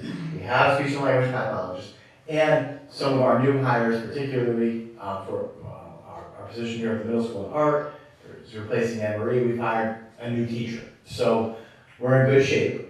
By keeping the 6th section in kindergarten, we still will have a surplus of, Stephanie will tell me, 23,000 in our certified line item. So when you see Stephanie's expenditure report, it will show 23,000. Now, with that said, the following positions are what we have open still. We have to fill, heading into next year, a BCBA position for Sarah McLaughlin, who's hopefully going to be the next one.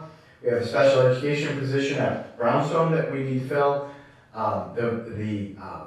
Value now, as you saw tonight, has a special education position and a clinician position to fill. We have to hire a special education teacher for our RISE LEAD program. All this is included with Stephanie's budget.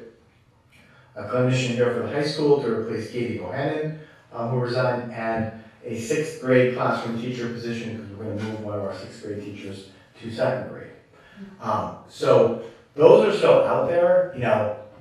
Stephanie budgets at Masters 6 for those, and that's where we're going to try to not go above, but hopefully we'll find people below. We may have to go a little higher in some, particularly some of the clinician positions, but it'll balance out. So as long as we do some good hiring and make sure that people stay within that, and the 23,000 that we have, we'll be okay, and we'll be able to add that 6th grade and kindergarten.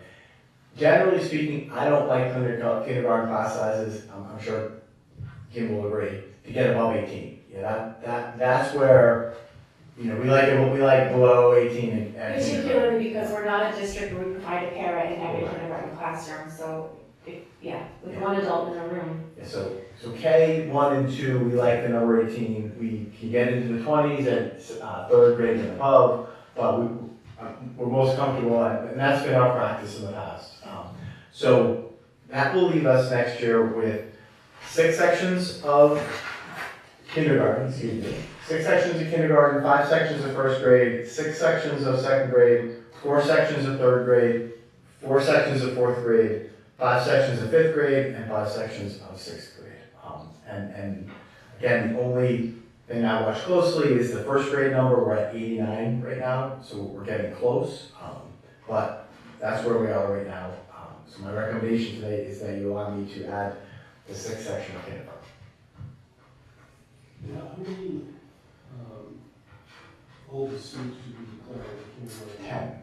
So we could see possibly 10 additional. I'd be shocked if we did. Oh, no, I Yeah. understand. Traditionally, you haven't seen that film, but I just assume, I would expect two. yeah. I think that's about what we see, two or three. I've never seen, we declare 10 just about every year, and never do we get 10. It's just a long wait time to put a kindergartner on the bus and. Yeah. It's just, Yes. Questions about that? Did everyone follow? So Charles did talk about this with the Yeah, personnel yeah, committee.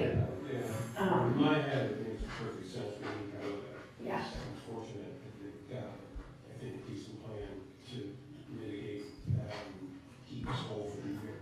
Yeah. We also just got notified about the open choice billing, that it's capped now, so that saves us, opens up more funding in open choice, that's what we used to pay for the tuition. So now it's almost cut in half what the cost is, so that frees up some money within open choice as well, if, going forward. That's good. Who was trying to understand? So open choice, as sort of a legislation, they cap now, so this current year, we paid $6,385 per student of ours that go to prep Oh, schools. okay, so our, right. Magnet school tuition. This is Yeah. talking about the students who are coming. No, the magnet school tuition, so they cut it now, it's capped at 58%, so I think it's like $3,200 now. Right, yeah. So- And you're saying typically we'd be paying for that out of our open choice revenue line, and so that frees up funding in that revenue line. And the money goes directly to the magnet schools, it doesn't even come into, it's not even a pass-through, I don't think. No, we pay them directly. Yeah, but I think we'll get Oh, credit, I think we're getting sorry. credit, I don't think you're gonna see any money, you won't be paying anybody, I think it's gonna go directly to credit. Yeah. So it's reduced, so it's like, I was like, oh, we have some, Yeah, $2,500 here then, so. it's huge, Tuitions are billable. Yeah. yeah, that was big. And- Did you take that money into consideration when costing out this additional section? No, we just went out to that. This just was passed, this legislation was passed. And the way I understood it was that by adding this sixth section, we still run a surplus? 23,000.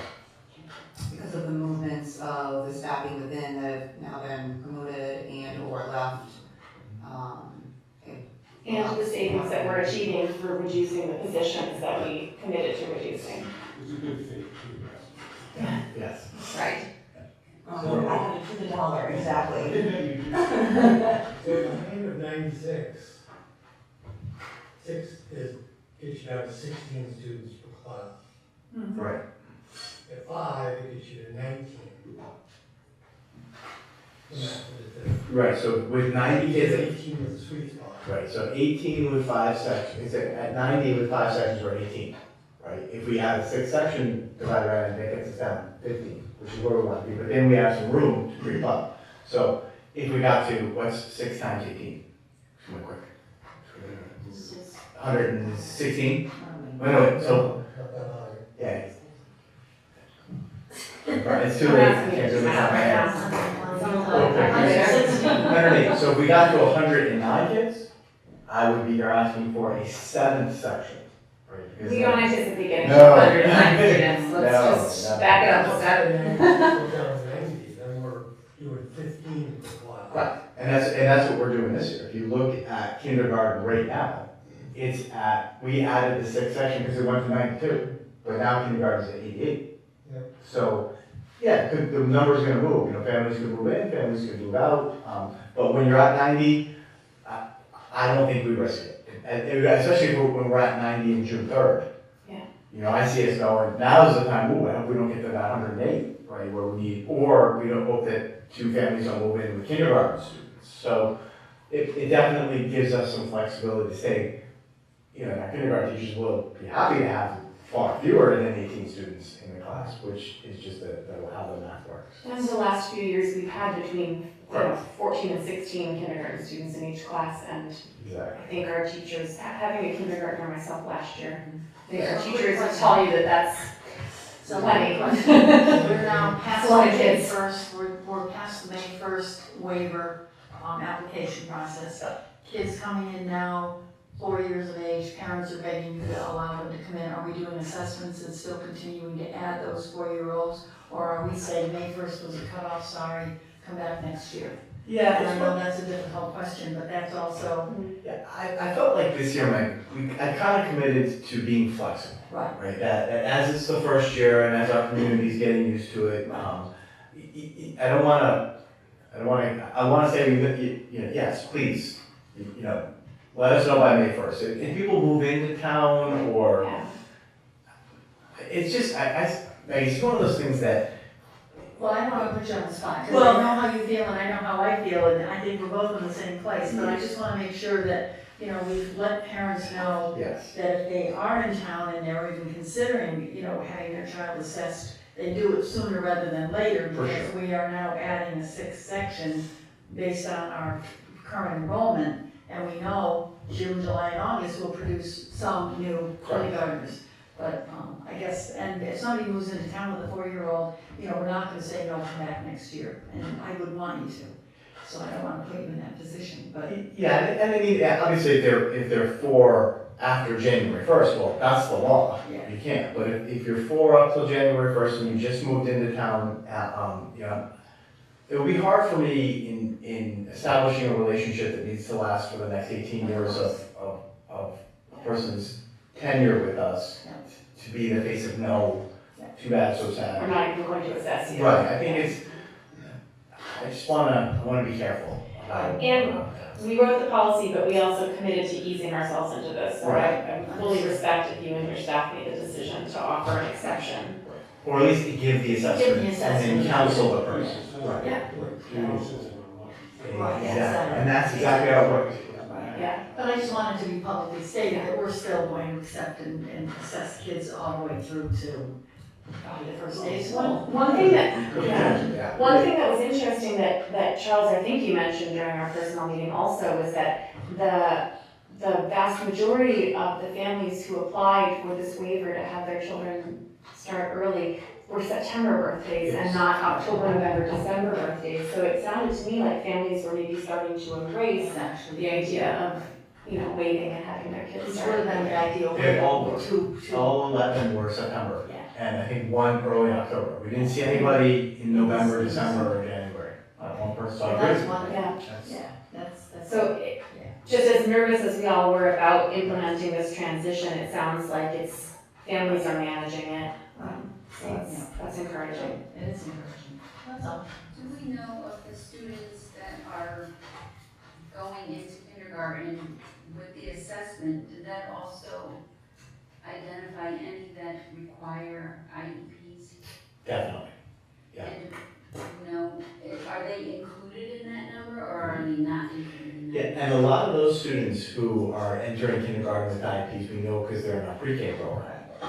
So we have a pipeline birth to 3 pre-K kindergarten, and that's, because certainly our pre-K program, half the students are students there with IEPs and half are non-disabled peers. But we know those students well. That assessment that we give could be a screener for it, but we already know, and students have already been involved in design. PBT teams have already been working on IEPs with those families now, in some cases, dating all the way back to their birth to 3 experience. And so are any of them going to be outplaced? Yep, those are all going to be our So students. they will all be in the classroom? Correct. Additional questions about the need for the 6th section of kindergarten? And if not, would someone care to make a motion? Do we have a written motion? There it is. Right. I think we could just make a motion. Yeah, I'm going to Yeah. add 6 in Yeah. Move the superintendent's plan to implement, establish a 6th section of kindergarten where the student needs for the next year. Perfect, thank you, Tim. Is there a second? Seconded by Kim. Further discussion? The other comment I'll make is that you may, given the expensive costs of all these things, you may have to start looking very hard at some of these things and saying no, or making alternative plans, because it may not always be a yes if we say it has to be so. I just feel we do a lot of yes. I think we've got a great district here. I think that's what probably people come here for. Yeah. But at some point, I think we're gonna hit the breaking point on the budget. I would comment and say, just think when it comes to kindergarten, No, it's not the place to throw the gauntlet down. Yeah, and I think that to counter that, I mean, because I agree as well, that every decision is a hard decision to make. But I would only counter that when we're talking about kindergarten and in a district where we don't provide a paraprofessional in every classroom to support students, and we do have students who are not yet identified with special education needs because they're new to us, that if we start looking at having 18, 19, 20 kids in a kindergarten classroom with only one teacher, I think we would be failing at our responsibility to provide a safe learning environment for our students. But that said, I do hear you. Yeah. Other comments? Thoughts? Motion has been made and seconded. All in favor? Aye. That was unanimous. Motion passes. All right. The next item of new business is to rescind the non-renewals. All right, so I'm very happy. This is going to be a good sign. So we were able to absorb those 5.6 certified teacher reductions through attrition and then through 2 of the resignations you saw tonight. So we can now rescind the non-renewals that were voted on 3 or 4 meetings ago for Emily Davidson and Allie Furlong. I'm delighted. These are fabulous teachers. I'm so happy they'll stay with us, assuming that this motion goes the way I'm hoping it will. I'll make a motion. Go ahead. I'll make a motion to recommend to the full board to rescind the non-renewal letters for the following staff members listed below, as recommended by the superintendent of schools, Emily Davidson and Allie Furlong. Is there a second? Seconded by Tim. Further discussion? Everyone understands what we're doing? Excellent. All right, all in favor? Aye. Any abstentions? Any objections? Motion passes unanimously. All right. The next 2 items, the memorandum of understanding are with CEA for extracurricular stipends and the memorandum of understanding for contract extension agreements with our custodial and maintenance employees will be addressed in executive session as their contracts. So we're gonna save those and we're gonna move on to old business. And the first item is the new teacher evaluation plan. This is the second read. And Eric, we're glad you're with us tonight. Everyone had a chance to read the plan. Handing out what was appendix 1, page 3 of the plan, which is kind of the 1-page added. So I'm going to kind of cover that. And I'm also going to highlight what would be, I'll highlight what are maybe key shifts in this plan versus the new plan versus our current.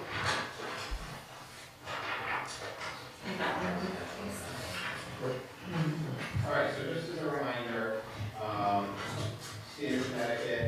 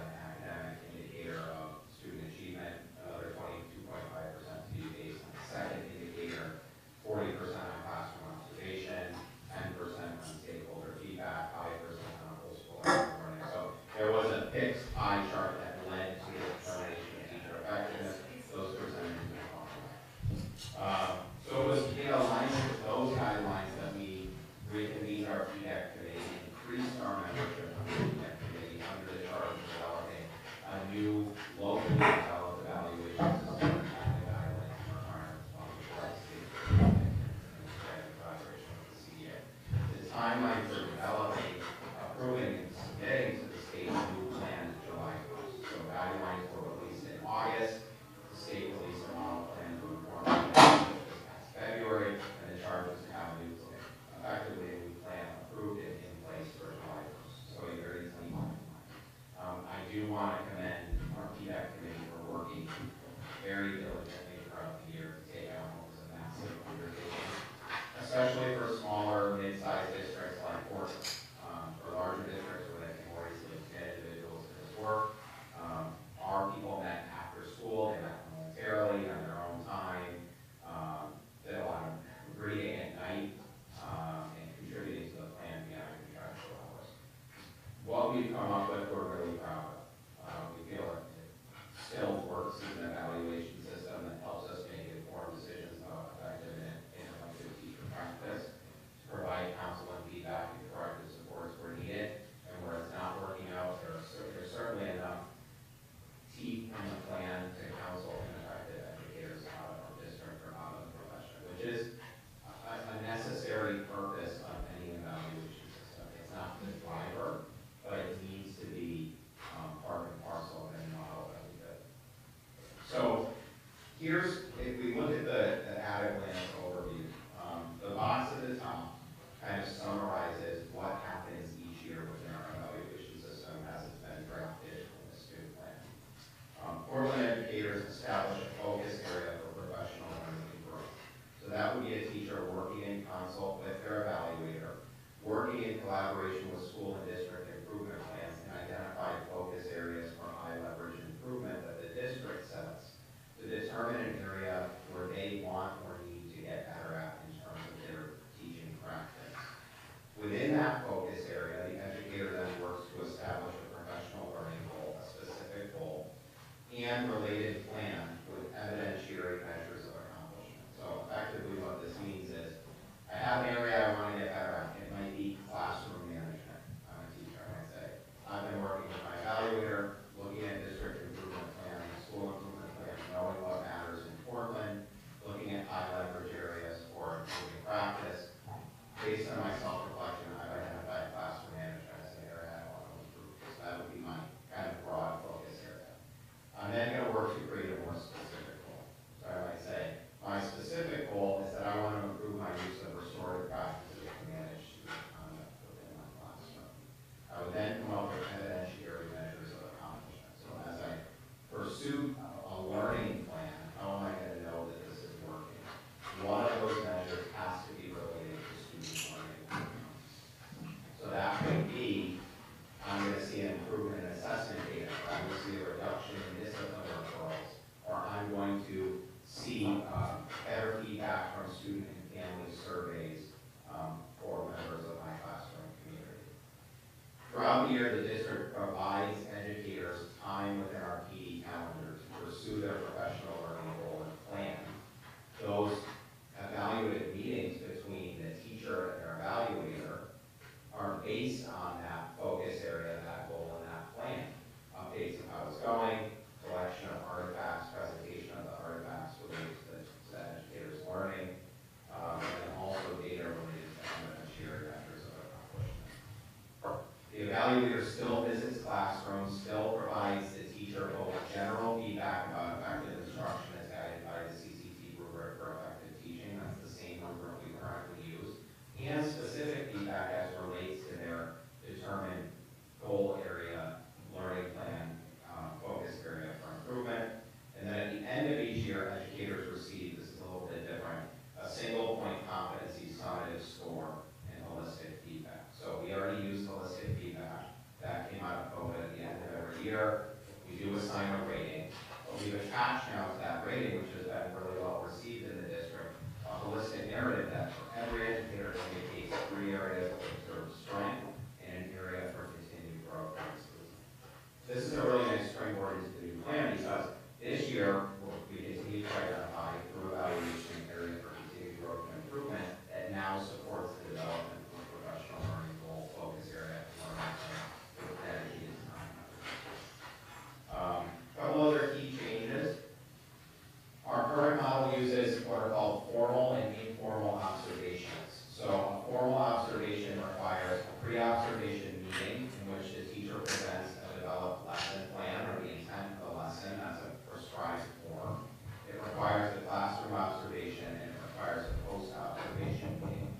still preserving formal observations within our new plan, but they're used with pre-tenured teachers in Portland and for any teacher that may be on a corrective support or corrective action, a tiered support or corrective action plan. So we still have formal observations. Once you're post-tenure, if your practice is consistently effective, you're not subject to formal observations. Informal observations we currently use in our plan are 20 to 30 minute unannounced visits by the evaluator into the educator's classroom.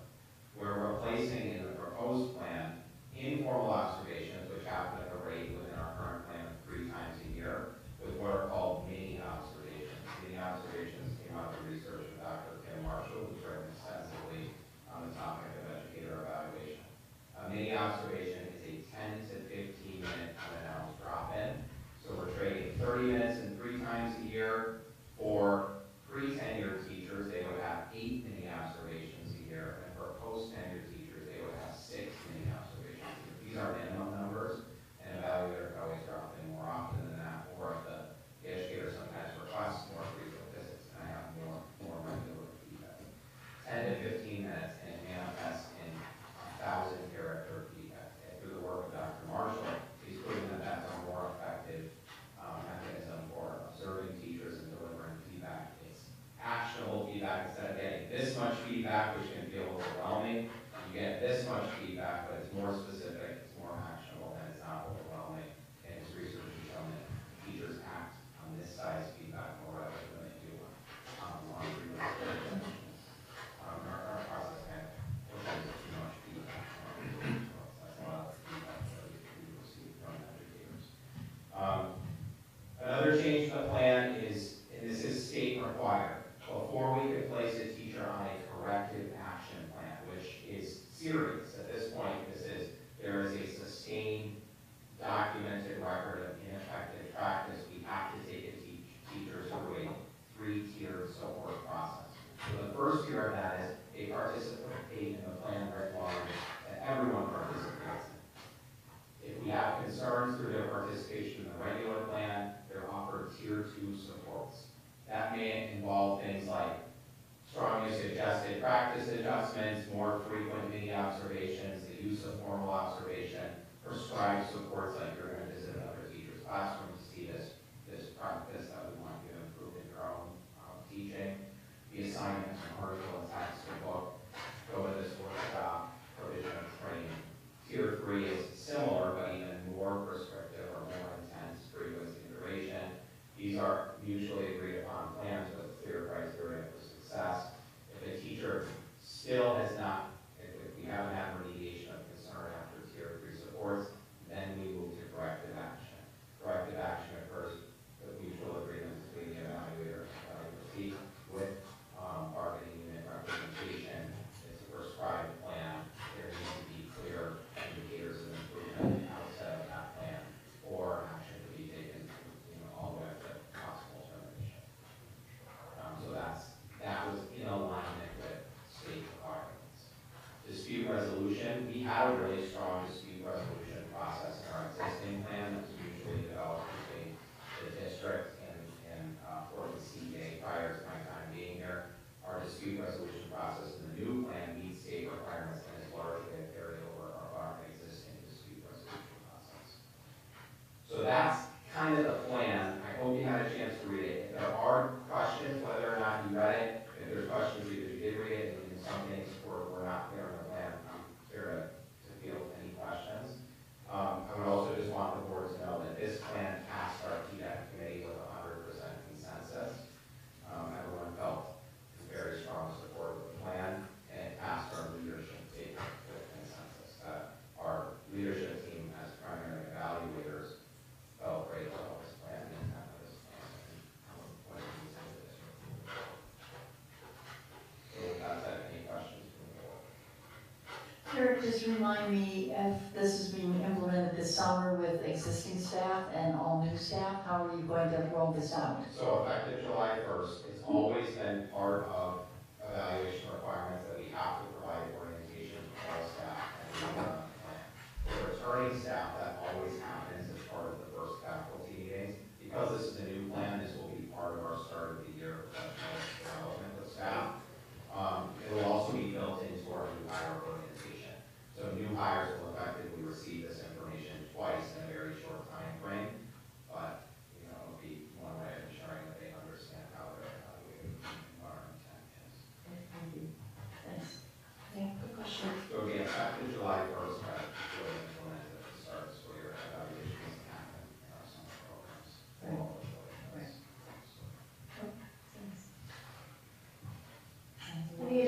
questions for Eric?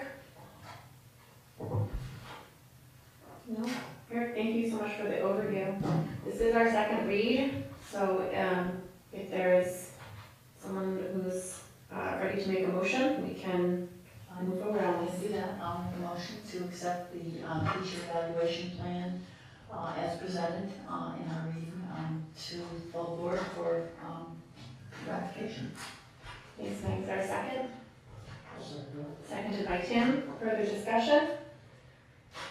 No? I'll just say, Eric, thank you for your leadership in this and for everyone who served on the PDEC committee with you. This really represents a tremendous amount of work over a short amount of time, and I'm excited to see how it helps to support our educators in their growth moving forward. Yeah, and I would add, I saw the legislation and how you've interpreted it and broken it down into, a really understandable month by month bullets is really amazing, so thank you. Great. All right, all in favor? Aye. Excellent, motion passes unanimously. Just have one more thing. Sure. What's not included here is our administrator growth and support plan. Sure. That has gone to PDEC for their consensus vote now. The intent was to get it to the board at the June 18th meeting for a first read.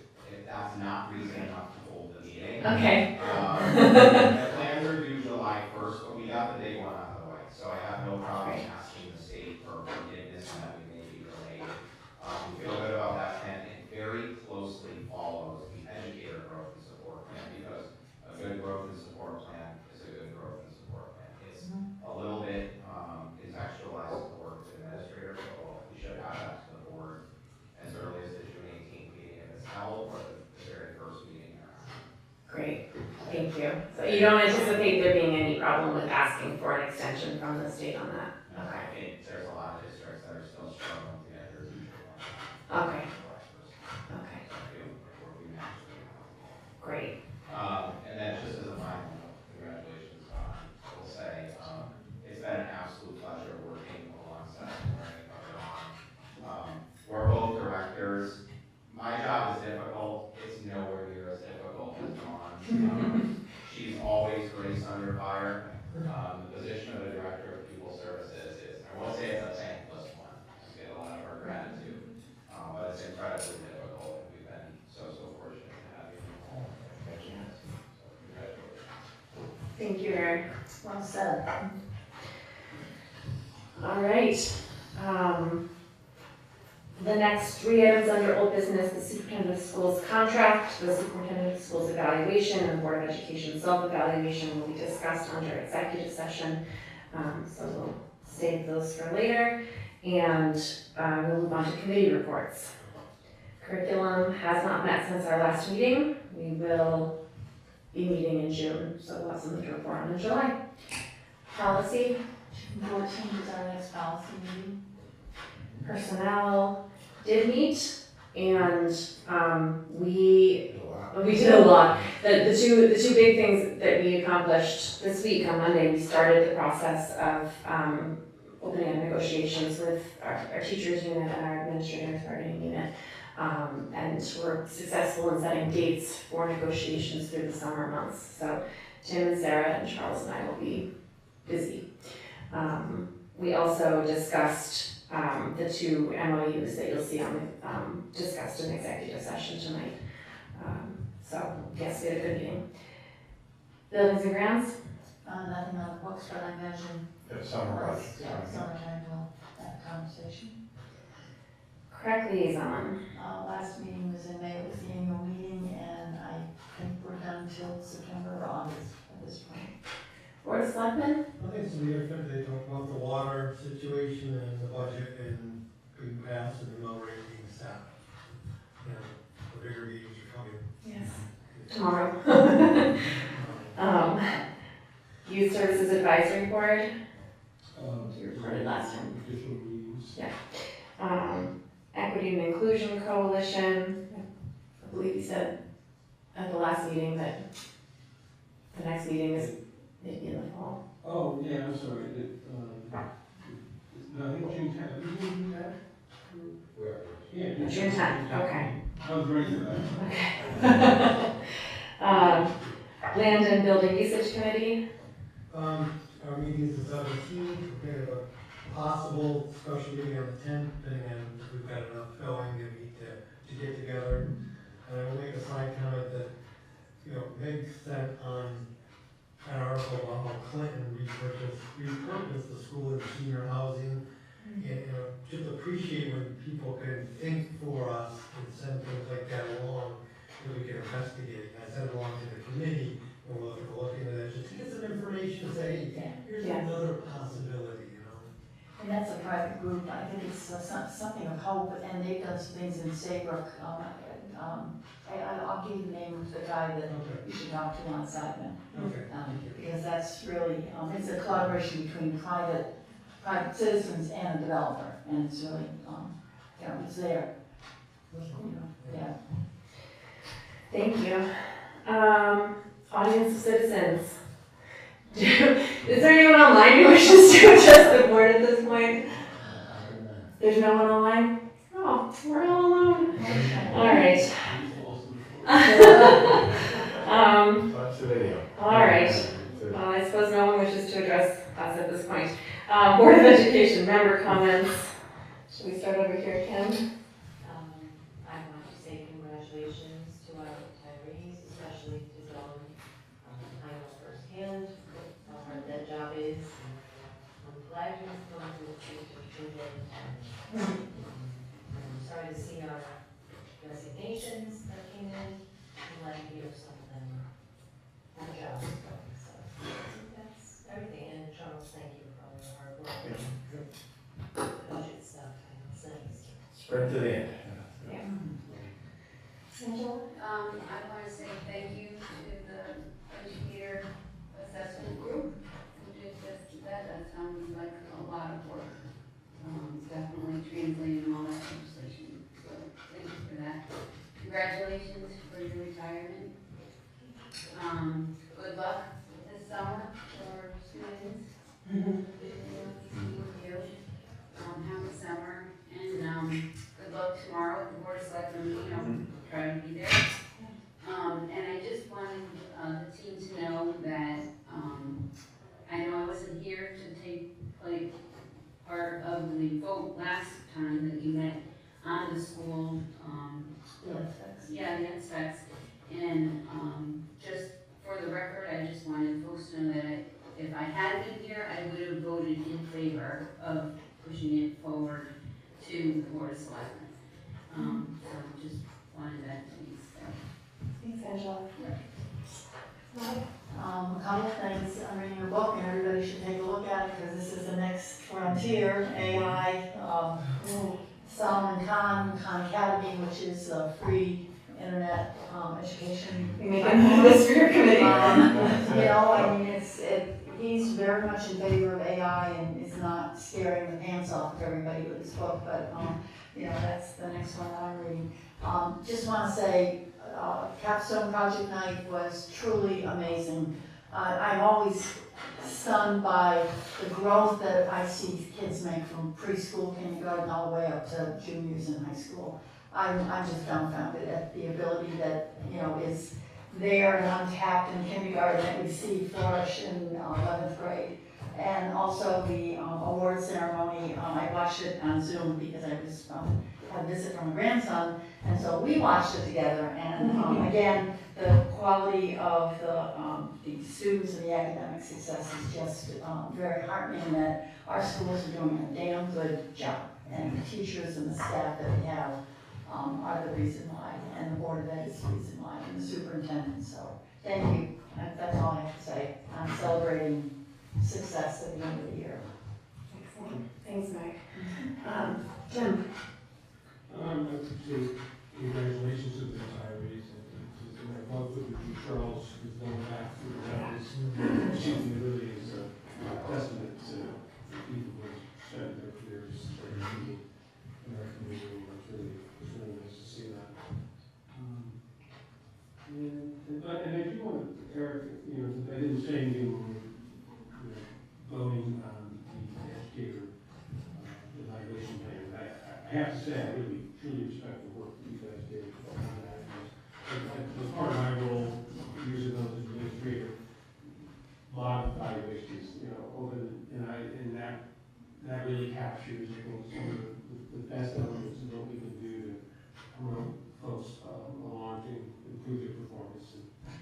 it's just, you know, good luck, everyone, it's a lot. It's a big night, but yeah. Thanks. Dave? Yeah, likewise, congratulations to all the retirees. I know it's not easy, and you see a lot of emotions there. And especially Dawn, you know, who worked very hard for us, and I've been here 8 years, and I still don't understand things that what she does. And I know it's difficult, so that's been a question on my mind. So good luck, and I appreciate you also helping out in the transition to our thing. Yeah, absolutely. Thanks, Dave. Yeah, I will echo everything you all have said. Congratulations to our retirees, and Don, we are going to miss you and wish you all the best in your transition to more relaxing things, I hope.